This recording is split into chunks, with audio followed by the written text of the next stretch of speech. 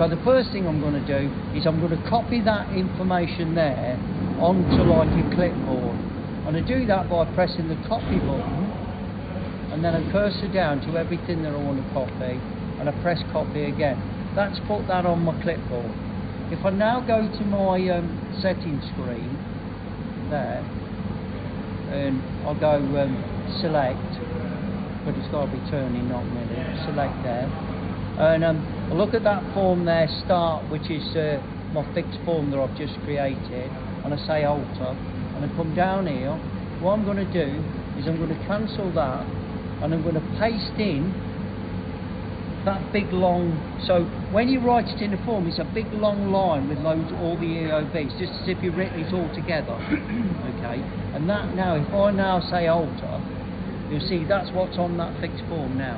So that fixed form has got all my start information on it. So let's just cancel that. And let's just go to this and use the we'll use the cut key to cut this out. So I'm just going to cut that out.